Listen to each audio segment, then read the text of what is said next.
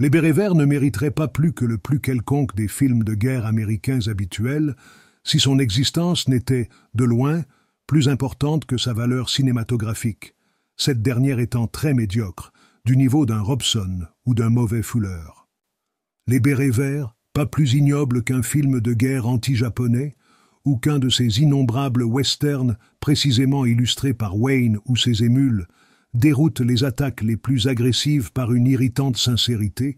doublée d'une effarante naïveté, à la limite on pourrait dire gentillesse, dont on aimerait pouvoir penser qu'elle est désarmante. Bien entendu, aucune référence aux origines ni aux causes de la guerre du Vietnam n'est posée, et nous sommes de plein pied dans le bon droit, ce qui met, a priori, le film sur le même terrain que le 17e parallèle d'Events, mais face à la vérité humaine, à l'authenticité du drame vécu du peuple vietnamien, s'écroule la grossière maquette du film de Wayne, dont pas un gros plan ne peut être authentifié comme tourné au Vietnam. On sait d'ailleurs que le film entier a été réalisé dans un camp spécial d'entraînement aux États-Unis. À force de naïveté, de schématisme, le film se retourne contre lui-même, du moins auprès des esprits lucides, même s'ils ne sont pas encore convaincus.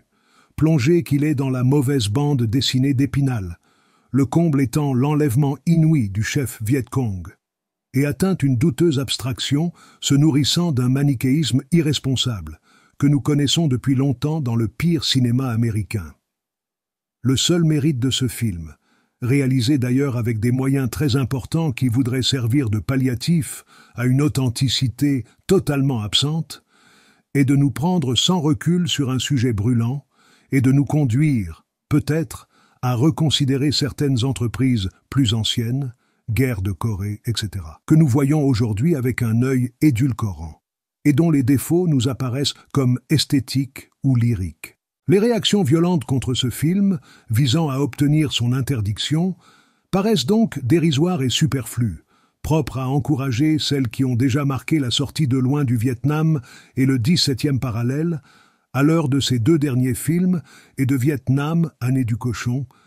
Les bérets verts s'affichent de toute façon comme un faux témoignage irrecevable. Max Tessier. Cinéma 69, septembre-octobre 1969.